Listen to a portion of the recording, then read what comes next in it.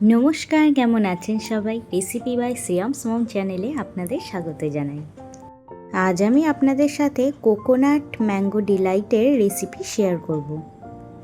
বাচ্চা থেকে বুড়ো সকলেরই খুব ভালো লাগবে। আপনারা একবার এইভাবে ট্রাই করে দেখতে পারেন। যাই হোক, এর জন্য আমার লাগছে একটি নারকেল, আর কোয়ান্টিটি থাকবে একটি নারকেলের সঙ্গে একটি আমই যাবে। তো নারকেলটি আমার শাশুড়ি মা ফাটিয়ে দিচ্ছেন, কেননা নারকেল ফাটাতে আমি পারি না। মালাইটাও অসম্ভব সুন্দর বেরিয়েছিল, আর অনেকটা পরিমাণেই জল ছিল নারকেলের ভেতর। এবারে আমি নারকেলটিকে মালাইয়ের ভেতর থেকে বের করে তার পেছনে যেই খোসাটি থাকবে ওই খোসাটি চাকুর সাহায্যে ছুলে নেব।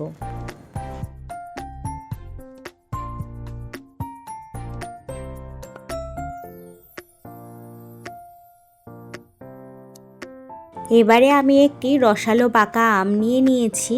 এই আমটিকেও এবার খোসা ছাড়িয়ে নেব। ভেবেছিলাম চাকুর সাহায্যে কাটতে পারবো, কিন্তু দেখলাম যে এতটাই নরম যে চাকু দিয়ে আর হচ্ছে না, তাই হাত দিয়েই ছুলে নিচ্ছি।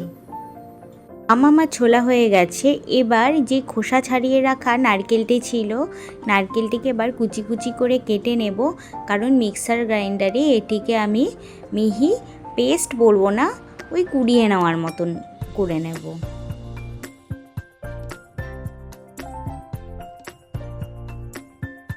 দেখতে পাচ্ছেন মিক্সিতেই কত সুন্দর হয়, তাহলে আর বটি দিয়ে কুড়োতে হবে না। নারকেল আমার কুড়োনো হয়ে গেছে। এবার ওই মিক্সিং জারের মধ্যে আমটিকে দিয়ে তার মধ্যে 3 চামচের মতন চিনি দিয়ে ফাইন পেস্ট করে নেব। এবারে কুড়িয়ে রাখা নারকেলটিকে ফ্রাই প্যানের মধ্যে দিয়ে ভালো করে নাড়িয়ে নেব, যাতে নারকেলের মধ্যে যেই ময়েস্ট ভাবটি থাকে ওটি শুকিয়ে যায় এবং ঝরঝরে তৈরি হয়ে যায়।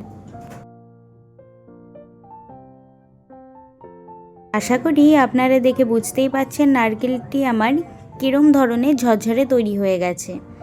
এবার একটি কড়াইয়ের মধ্যে নারকেলটিকে ট্রান্সফার করে দেব, কেননা ফ্রাই প্যানে করা সম্ভব নয়। আর তো কড়াইয়ের মধ্যে দিয়ে যেই পেস্ট করে রাখা আমটি ছিল সেই আমটিকে এর সাথে ভালো করে মিলিয়ে দেব। আশা করি রান্নাটি এই পর্যন্ত বুঝতে আপনাদের কোনো রকমের অসুবিধা হয়নি। এই পর্যায়ে দিয়ে দেব খানিকটা নারকেলের গুঁড়ো বা কোকোনাট পাউডার। আপনারা বাজারে অ্যাভেলেবেল পেয়ে যাবেন। নারকেলটি হালকা গরম গরম থাকতেই বা কড়াইয়ের মধ্যে নরম অবস্থায় থাকতেই এটিকে নামিয়ে নিব। দেন লাড্ডুর মতন গোল গোল আকারে পাকিয়ে নেব।